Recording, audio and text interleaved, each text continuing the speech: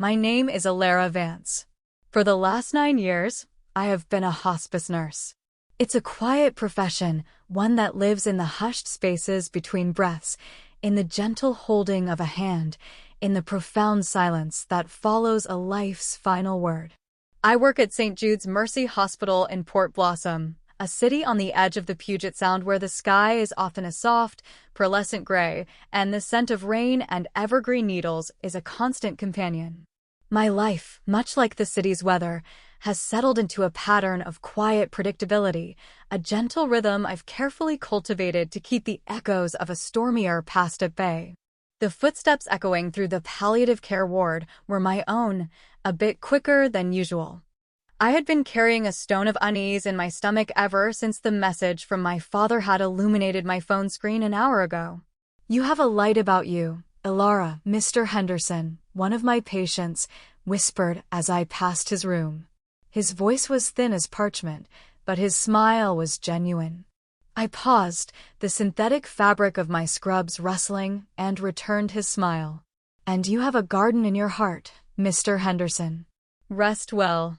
I tucked a loose strand of my dark, simple hair behind my ear. It's a gesture I inherited from my mother, an unconscious act of composure. At 5'4", I've always felt my presence was best suited to the background, a supporting role. I try to keep my appearance neat and unassuming, no makeup, hair tied back to offer a calm, steady anchor for patients and their families navigating the most turbulent waters of their lives. Today, however, a storm was brewing just beneath the surface of my own calm sea. In the staff break room, I looked at my phone again. The message was still there, stark and unavoidable against the bright screen. "Alara, we need to have a family meeting. This Saturday at the house. I've told Isla to be there." Isla, my sister's name. A name I hadn't said aloud, hadn't even allowed myself to fully form in my thoughts, for 3 years. A sudden, sharp tightness constricted my chest, a familiar phantom of old pain. Through the break room window, the mist-shrouded firs of the hospital grounds stood like silent, ancient sentinels, their dark green muted by the deepening autumn twilight. My mind, against my will, drifted back to another autumn, 3 years ago, a season of falling leaves and falling apart. My sister, Isla, was my opposite in every conceivable way. Where I am quiet, she is a symphony of noise. She is tall, statuesque, with hair the color of champagne, professionally brightened every 6 weeks. She lives her life through a filtered lens, curating an existence of polished perfection for her thousands of social media followers. As a high-flying marketing executive for a major tech firm in Seattle, her world was one of product launches, rooftop cocktail parties, and a carefully cultivated network of equally shiny, successful people. And then there was Julian, my ex-husband. The name still felt foreign on my tongue, a word from a language I no longer spoke, yet the sting of it was as potent as ever. A brilliant neurosurgeon with a God complex, Julian was the golden boy of St. Jude's. Tall, elegantly dressed in bespoke suits that whispered of wealth and status, he moved through the world with an air of effortless superiority.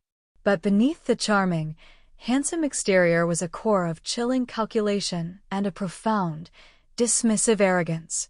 My father, Arthur Vance, was a different man altogether.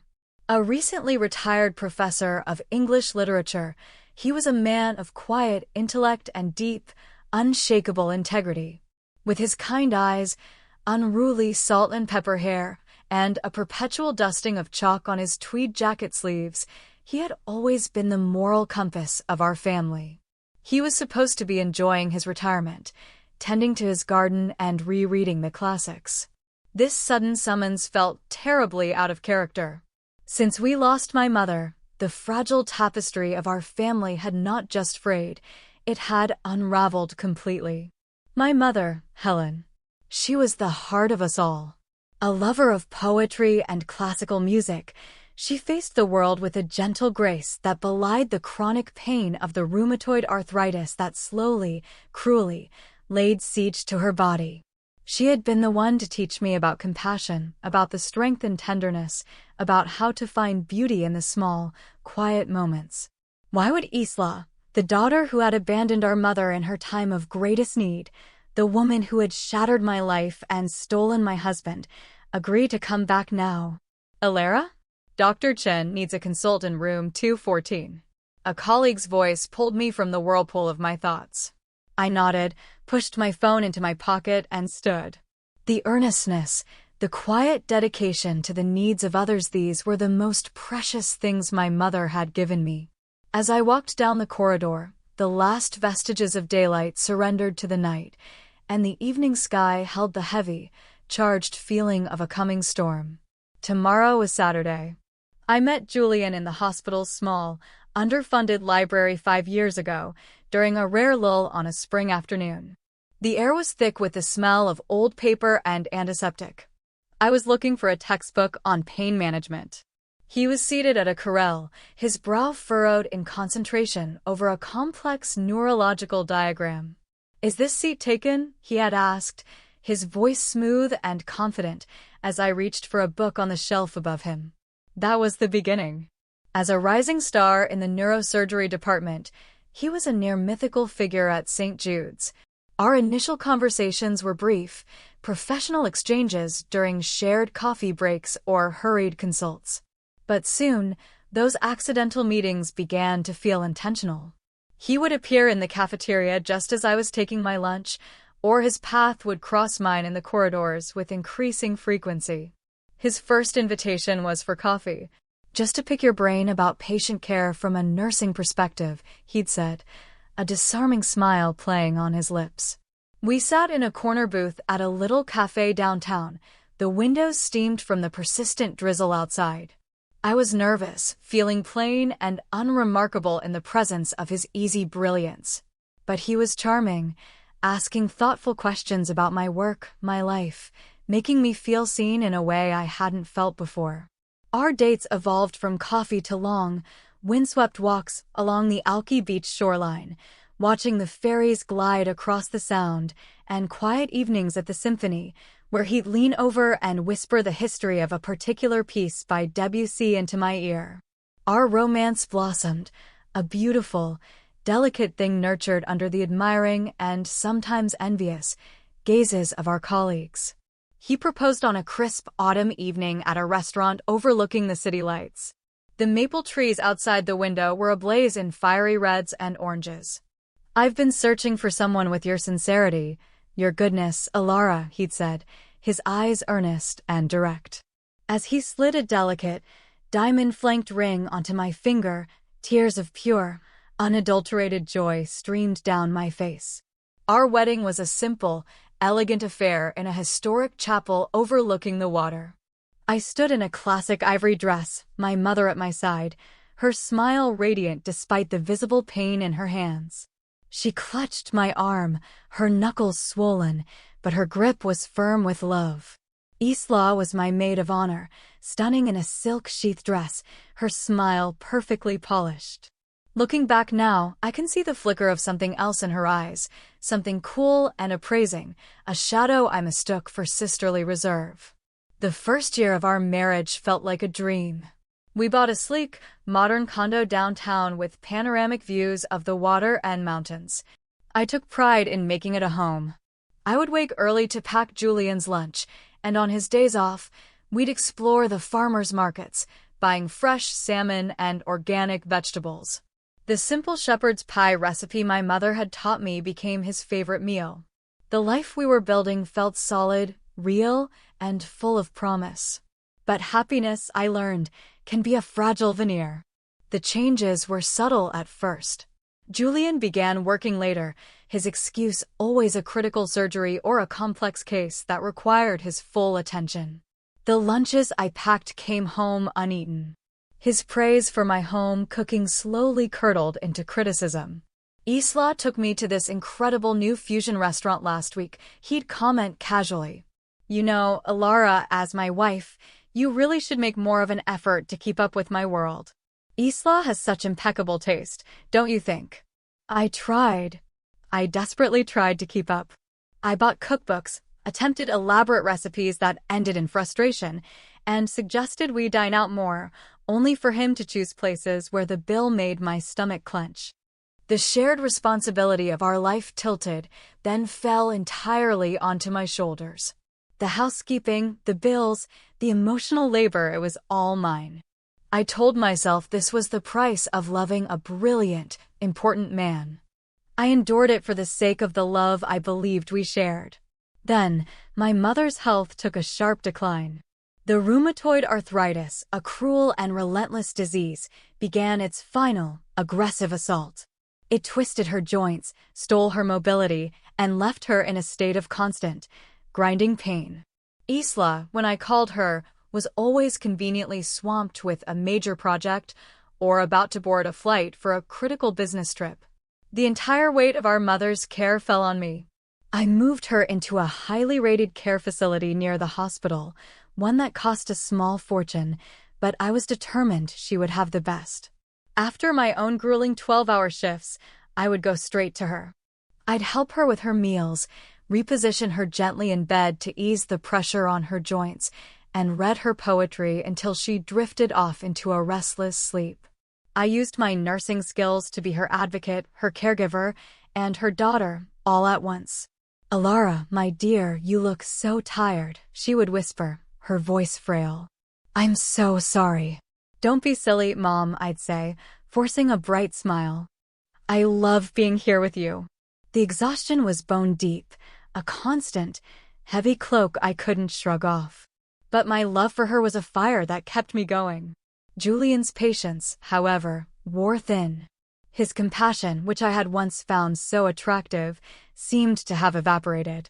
"You're at the facility again?" he'd ask, his voice sharp with irritation over the phone. "Don't they have staff for that?" "I need you here, Alara. You need to pay attention to our life, too." Our condo began to feel less like a home and more like a beautifully appointed cage. The arguments became more frequent, his words sharper, more dismissive. He was a stranger with a familiar face. The breaking point came on a cold, rainy November afternoon. I'd left my shift early, a rare occurrence, hoping to surprise Julian. I walked into our condo, calling his name. The silence that answered was heavy, charged. And then I heard it, a sound from our bedroom. Laughter. Isla's unmistakable, throaty laugh. I pushed the bedroom door open. The sight that met my eyes burned itself onto my memory. Isla, wrapped in my silk robe, was perched on the edge of our bed. Julian stood before her, shirtless, a glass of whiskey in his hand. They weren't in a passionate embrace. It was something far more chilling. It was casual, domestic, as if this was their normal. Isla looked up, and her eyes met mine. There was no shock, no shame. Only a flicker of cruel triumph. "Oh, look," she said, her voice dripping with mock surprise. "You're home early." Julian didn't even have the decency to look guilty. He took a slow sip of his whiskey, his expression hardening into one of cold defiance. "Well," he said, his voice flat, "I guess this saves us a difficult conversation. It's over, Alara." The divorce was a swift, brutal amputation. Julian, with the help of a high-powered lawyer, argued that his career had been the primary financial engine of our marriage and demanded a disproportionate share of our assets. Isla, meanwhile, launched a campaign of character assassination, calling my father to spin a story of a frigid, unsupportive wife who had driven her brilliant husband into the arms of another woman. Their social media became a weapon, a constant barrage of photos from lavish dinners, weekend getaways, and parties, all designed to showcase their perfect, glittering life, built upon the wreckage of mine. "Did you honestly not see it coming?" Isla had sneered at me during one of our few, terse phone calls. "Everyone knew. A simple, plain woman like you was never going to be enough for a man like Julian." Each word was a perfectly aimed dart, tipped with a poison I couldn't seem to purge from my system. A few weeks later, my mother passed away. The doctors said it was complications from her illness, but I knew the truth. The stress, the heartbreak, the knowledge of her daughter's schism, it had extinguished the last of her fighting spirit. In her final, lucid moments, she gripped my hand, her eyes filled with a profound sorrow. "I'm so sorry, my love," she whispered. I knew she wasn't apologizing for leaving. She was apologizing for Isla, for Julian, for the pain they had caused. Isla didn't come to the funeral. She was, according to a post on her Instagram, attending a wellness retreat in Bali. After that, I sold the condo, taking what little was left after the settlement. I moved into a small, one-bedroom apartment on a quiet, tree-lined street, chosen for its modest rent and its proximity to the hospital. For 3 years, that apartment was my sanctuary and my cell. I worked, I slept, I read. My life shrank to the size of my grief. And on the other side of the city, my sister and my ex-husband continued to build their life, a shimmering edifice of success and happiness. The taxi ride to my childhood home felt like a journey through time. As we left the city's grid and moved into the older, leafier suburbs, memories flickered past the window like slides in a projector. The craftsman-style house, with its deep, welcoming porch and dark green trim, stood exactly as I remembered it. In the yard, the skeletal remains of my mother's beloved rose garden were neatly bundled and prepped for winter, a testament to my father's quiet, continued devotion. My steps were heavy as I walked up the stone path. Each one was a negotiation with the past. But when I opened the front door, the familiar scent of old books, lemon polish, and my father's pipe tobacco wrapped around me like a comforting blanket. And yet, something was different. In the living room, my mother's favorite armchair was angled slightly differently. And through the open door of my father's study, I saw a change that made me pause. His normally cluttered, academic haven was organized with a startling precision. A new, industrial-sized filing cabinet stood against one wall.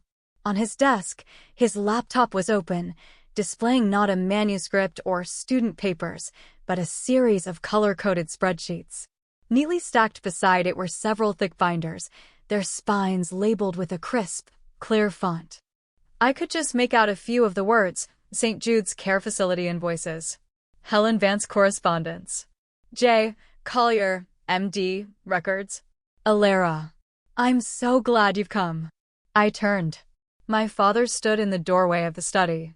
His salt and pepper hair was a little whiter, the lines around his kind eyes a little deeper, but his gaze was as steady as ever. Today, however, it held a new glint, something sharp and resolute. He had been a professor, a man of words and ideas, but in that moment, I saw in him the methodical patience of a detective, the focus of a strategist. For 3 years, while I had been cocooned in my grief, he had been quietly, diligently at work. He had been gathering evidence. I understood now. The hospital visitor logs, the unanswered emails to the care facility, scanned copies of my mother's journal, screenshots of Isla and Julian's endless parade of extravagant social media posts. Today, my father said, his voice low but firm, is a day for accounting. Just then, the doorbell chimed, a sound that, for a moment, made my heart stop. The sharp, staccato click of expensive heels echoed on the hardwood floor of the entryway, followed by 2 voices I knew too well. God, this place is a mausoleum. Has he even changed a light bulb since she died? Isla's voice, sharp and dismissive. Be nice, darling. We're here to be supportive, Julian's voice, dripping with a condescending sincerity that was more insulting than her open contempt. My body tensed, a reflexive bracing for impact. But when I looked at my father, his expression was one of absolute, unnerving calm. The living room of the Vance family home had always been a place of warmth and comfort. Family photographs chronicled our lives on the mantelpiece, me and Isla as gap-toothed children on a beach, a proud family portrait at my father's university investiture, my parents on their wedding day. My mother's favorite music, Satie's Gymnopédie No. 1, played softly from a small speaker, its melancholy, contemplative notes filling the air. A pot of coffee was brewing, its rich aroma a ghost of countless weekend mornings past. Isla and Julian swept into the room as if they were making an entrance at a gala. She, in a starkly modern, brutally expensive black dress, sank into the large sofa, crossing her long legs and swinging a designer heel impatiently. Julian, looking immaculate in a cashmere sweater and tailored trousers, surveyed the room with an air of faint boredom, as if assessing a property he was considering demolishing. I sat in a small, upright armchair by the window, my hands folded in my lap. I had chosen a simple gray wool dress, the color of the port blossom sky. I felt small and plain in their orbit, just as I always had. But today, something inside me felt different. The familiar tremor of anxiety was still there, but beneath it was a new foundation, a quiet solidity I hadn't possessed 3 years ago. "Dad," Isla began, her voice syrupy sweet, a tone she reserved for getting what she wanted. "I'm glad we're finally doing this. Julian and I have spoken with our financial advisor about the estate. It's important to be prepared." "Yes, Arthur," Julian added, leaning forward with an air of magnanimous authority. "We want to ensure your future is secure. We've been thinking a great deal about what's best." The word inheritance hung in the air, crass and greedy. A faint frown touched my brow. My father, who had been standing by the fireplace, turned to face them. He let the silence stretch for a moment, the only sound the gentle piano notes and the ticking of the grandfather clock in the hall. "Perfect timing," he said, his voice as mild and even as ever, yet it cut through the room's tension like a knife. "Because I have something of profound importance to discuss with you both." The light from the window caught the silver in his hair, lending him an almost biblical gravity. At his tone, the smug, confident expressions on their faces wavered. Isla's painted smile tightened at the corners. Julian's look of bored superiority was replaced by a flicker of unease. They exchanged a quick, almost imperceptible glance. "First," my father said, his gaze sweeping over them before landing, for a brief, gentle moment, on me. "Let's talk about my health." The atmosphere in the room instantly shifted, became heavy, charged. "I have been diagnosed with late-stage pancreatic cancer." A thick, suffocating silence descended. Sati's final, lingering note seemed to hang in the air and then dissolve. "They've given me 3 months." Tears instantly welled in my eyes, blurring the familiar room into a watercolor of grief. It was a fact I had known for a week, a truth I was still struggling to hold, but hearing it spoken aloud in this room, in front of them, gave it a new and terrible weight. Isla and Julian's reactions were a theater of frantic, transparent calculation. Shock, then a flash of panic, and then the sickeningly swift dawning of opportunity. Julian, the doctor, immediately understood the finality of the diagnosis. Isla's perfectly made-up face contorted. "Oh, Dad," she cried, her voice suddenly thick with manufactured emotion as she rushed to his side. "We'll take care of you. You'll move in with us. We'll get you the best specialists." "Of course, Arthur," Julian chimed in, stepping forward, his professional mask snapping into place. "I have connections at the finest cancer centers in the country. I'll make some calls immediately." My father quietly raised a hand, a simple gesture that stopped them both in their tracks. "That will not be necessary." He walked slowly, deliberately, to his study. I could hear the slide of a drawer opening, then closing. He returned holding a thick, manila envelope, sealed with the embossed stamp of a notary public. "I want you to see this first," he said, his voice devoid of all emotion. He didn't hand it to them. He opened it himself, the sound of the paper tearing unnaturally loud in the silent room. He began laying documents out on the coffee table, one by one. They were organized with the meticulous care of a scholar preparing a thesis. What is this?" Isla's voice was a choked whisper. "These," my father began, his voice calm and clear as a winter morning, "are the receipts for your mother's care. Or rather, the lack thereof." He slid a binder across the table. "Isla, these are the bank statements showing the $7,000 a month I transferred to you for Helen's facility fees. And these, he added, tapping a second stack of papers, are the notices of non-payment from St. Jude's Care Facility. One by one, the exhibits in his case against them were presented. The red-stamped, urgent demands for payment from the facility. Printouts of emails from the nursing supervisor expressing grave concern over my mother's declining funds and the subsequent reduction in her level of care. "This has to be a mistake," Isla stammered, her face paling beneath its expensive foundation. "A clerical error. There is no mistake." My father turned his laptop screen toward them. On it was a detailed spreadsheet, a digital tapestry of their deceit. It cross-referenced the dates of my father's deposits with Isla's bank records. There, in stark black and white, were the corresponding withdrawals and purchases, a down payment on a new Tesla, charges from Chanel and Gucci, airline tickets to St. Bart's, payments to a high-end interior designer for their condo. The money meant for a dying woman's comfort had funded their lavish lifestyle. My father's gaze then shifted, pinning Julian to his spot. "And you, Julian, were her willing accomplice."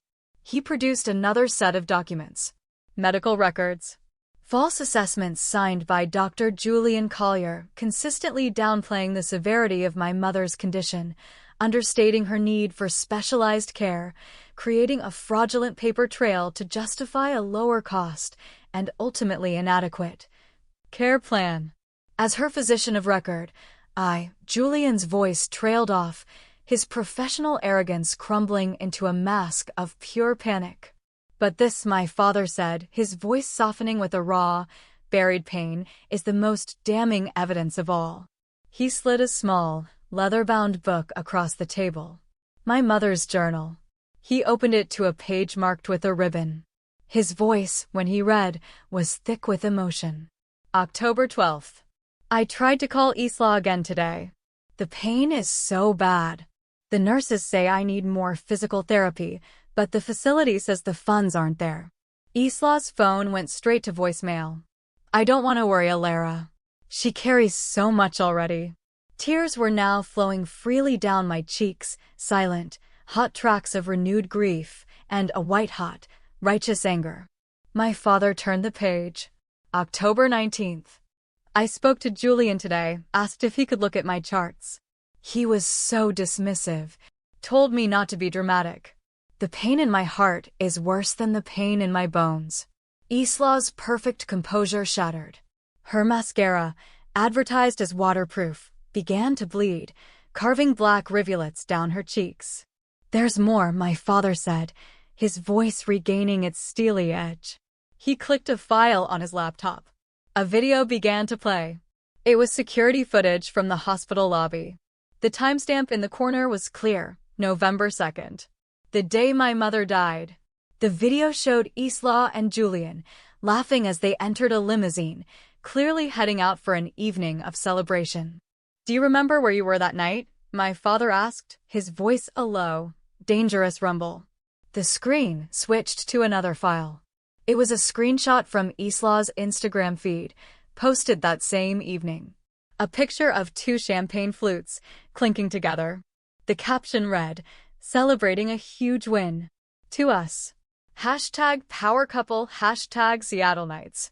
"Your mother," my father said, each word landing like a physical blow, "was asking for you. She waited for you until the very end." My mind flashed back to that sterile white room, the rhythmic, faltering beep of the heart monitor, the feel of my mother's small, cool hand in mine, and her last, whispered wish to see her other daughter one more time. We had a work commitment," Julian mumbled, his face ashen. "A commitment?" My father's voice was laced with ice. He looked from the screen to their faces, his expression one of profound, bottomless disappointment. He reached for the last envelope. It was thick, creamy white, sealed with wax. "This," he said, "is my last will and testament." He broke the seal and unfolded the document. The silence in the room was absolute, broken only by Isla's ragged, shallow breaths. "All of my assets," my father read, his voice clear and unwavering, "including this house, my savings, my investment portfolio, and my pension will be inherited in their entirety by my daughter, Ilara Vance. The air thickened, grew heavy enough to suffocate. For you two, he continued, looking directly at them, I have stipulated conditions. You will jointly repay every single dollar you embezzled from your mother's care fund, a total of $184,000, to a charity of Ilara's choosing. You will also go to your mother's grave and offer a formal, spoken apology. He paused, letting the weight of his words settle. The money I had set aside for my own cancer treatment, a considerable sum, I have already arranged to be donated to the research wing at St. Jude's. What? Isla shrieked, jumping to her feet. Her handbag slid from her lap, spilling its contents across the expensive rug. You can't do that. It's illegal. We have rights. We're your children. Rights? My father's voice, for the first time, rose with a terrible, quiet fury. Did you have the right to let your mother suffer? Did you have the right to abandon her as she lay dying so you could drink champagne? Julian, his face a mess of sweat and fear, finally spoke. Arthur, this won't stand up in court. We'll hire lawyers. Legally. My father cut him off with a cool, dismissive wave of his hand. All of this evidence, every document, every recording, every screenshot has been copied and placed in the hands of my lawyer, with instructions to release it to the state medical board and the district attorney's office should you contest the will in any way. The room went cold. The finality of it, the sheer, inescapable checkmate, hung between us. You have a choice, my father said, his voice returning to its calm, steady tone. Accept the terms or face the consequences. Outside the window, the gray sky had opened up and a cold, relentless rain began to fall, washing the world clean. Satie's melancholy melody had long since faded, leaving only the sound of the rain and the wreckage of a family. A year later, the scent of damp earth and blooming roses filled the air in the garden. I had moved back into my childhood home, into the quiet rooms that held the echoes of my parents' love. The world had turned, seasons had shifted, and a new, fragile life was taking root within me. At the hospital, my quiet dedication had been recognized. I was promoted to head nurse of the palliative care unit, a role that allowed me to mentor younger nurses, to shape the culture of compassion that had been my own salvation. It was you, Ilara, a patient's daughter told me, her hand gripping mine. The peace you brought my father in his final days, it was a gift. In those moments, I felt my mother's presence most keenly, her legacy of gentleness and strength living on through my work. The final 3 months with my father were a precious, painful gift. I took a leave of absence from the hospital and became his nurse, his daughter, his companion. We didn't speak much of the past. Instead, we lived in the present. We spent long, quiet afternoons on the porch, watching the rain, a comfortable silence between us. We looked through old photo albums, his finger tracing the smiling faces of a younger, happier family. You and your mother, he said one day, his voice growing weak, you have the same light. Don't ever let anyone extinguish it. You are our pride, Ilara. He passed away on a Tuesday morning in early spring, as the pale sunlight streamed through his bedroom window. He was in his own bed, and in his hand he held a faded photograph of my mother. Isla and Julian's glittering world had imploded. The scandal, though never public, had seeped into their professional lives. Julian, facing an internal investigation at St. Jude's and the cold shoulders of his colleagues, was forced to resign. He took a position at a small, rural clinic hundreds of miles away. Isla's social media fell silent. Without the constant stream of curated content, her influence waned, her business connections evaporated, and her sales career nosedived. Their relationship, built on a foundation of mutual ambition and vanity, could not withstand the pressure of failure. They blamed each other, the arguments growing more bitter, until they finally separated. The last time I saw them was at my mother's gravesite. It was a gray, overcast day. They had come to fulfill the condition of the will. They looked smaller, diminished, stripped of their designer clothes and arrogant postures. They mumbled their apologies to the cold granite stone, their words snatched away by the wind.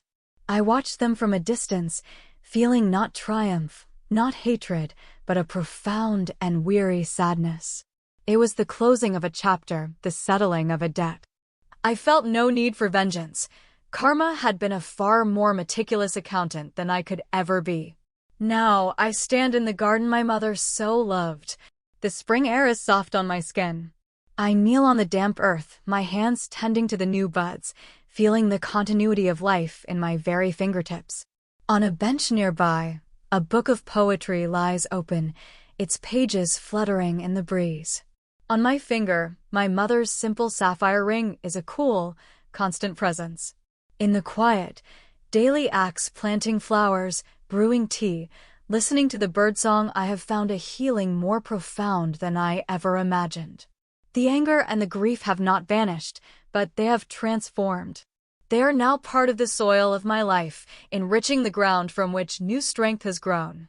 I have learned to set boundaries, to honor my own worth, to understand that true strength is not about weathering the storm, but about learning to find the sun in its aftermath.